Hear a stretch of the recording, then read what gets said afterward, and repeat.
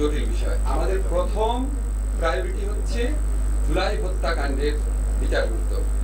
Second priority হচ্ছে এই যে আপনাদের গায়েবী মামলা হয়েছিল, অবিশ্বাস্য সব মামলা, যেগুলো আপনারা সাংবাদিকরা যেগুলো উদ্ঘাটন করেছেন, আপনারা সাংবাদিকরা প্রমাণ করে দিয়েছেন গায়েবী মামলা আপনাদের রিপোর্টে, কিন্তু আনফর্চুনেটলি আমাদের বিচার বিভাগ চোখে পড়ে নাই।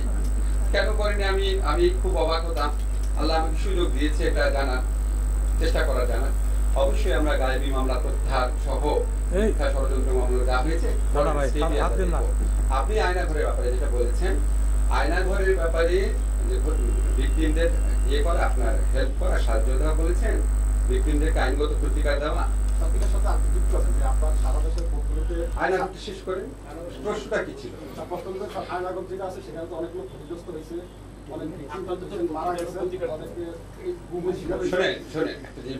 আয়নাঘরে যারা গুমের শিকার হয়েছেন তাদেরও স্কোপ রয়েছে, তাদেরও আইসিটিতে আসার, ইন্টারন্যাশনাল ক্রাইম ট্রাইব্যুনালে আসার স্কোপ তাদের রয়েছে। আপনারা মনে রাখবেন এই ট্রাইব্যুনালে যে কোনো ব্যক্তি মামলা করতে পারে, এমনকি স্টেটও মামলা করতে পারে। ওনারা এনফোর্স ডিসঅ্যাপিয়ারেন্স বা গুমের মামলা করতে পারেন, এবং গুমও আপনার এখানে মানবতা বিরোধী অপরাধের যে ডেফিনেশন আছে সেটার মধ্যে গুম নামক অপরাধও অন্তর্ভুক্ত। ওনারা করতে পারেন, অথবা পরে স্টেটের পক্ষ থেকে আমরা উদ্যোগ নিতে পারি। এটা নিয়ে আমরা সিরিয়াসলি ভাবি নাই। আমরা প্রথম জুলাই হত্যাকাণ্ডের ব্যাপারে জোর দিচ্ছি, ওইটা অত্যন্ত গুরুত্বপূর্ণ। কোনোভাবেই আমি এটা খাটো করে দেখছি না। অবশ্যই এই ব্যাপারে ভিকটিম পরিবারে যে কেউ আমাদের হেল্প চাইলে আমরা সর্বাত্মকভাবে হেল্প করবো।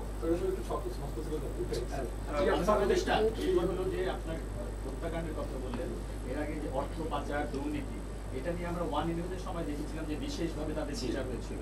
তো এক্ষেত্রে বিশেষ কোনো ব্যবস্থা নেবেন কিনা, কিংবা ভালোভাবে তো অনেক করা যাবে না? অনেকে বলছে ট্রুথ কমিশন বা রিকনসিলিয়েশন এরকম করা হবে। ইন্টেনশন ওয়াইজ যদি বলেন, প্রিন্সিপাল ওয়াইজ যদি বলেন, অবশ্যই আমাদের ইন্টেনশন আছে। আমাদের প্রিন্সিপাল রয়েছে যে কোনো অপরাধের বিচার করব। আমার দেশের সম্পদ, আমার দেশের ব্যাংক লুটপাট করে নিয়ে যাবে, এটা তো আমার আপনার টাকা, এটা তো আপনার সাবেক সরকারের মন্ত্রীদের টাকা না।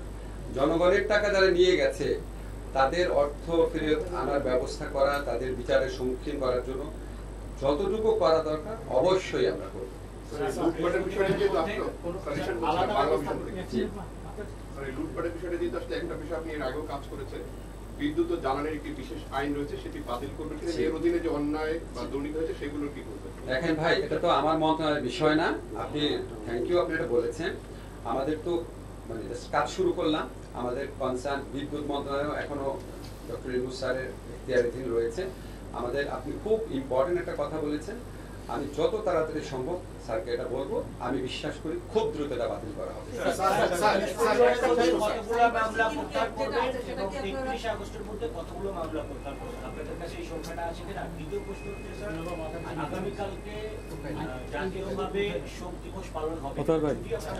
আপনি প্রথম 10 ব্যাপার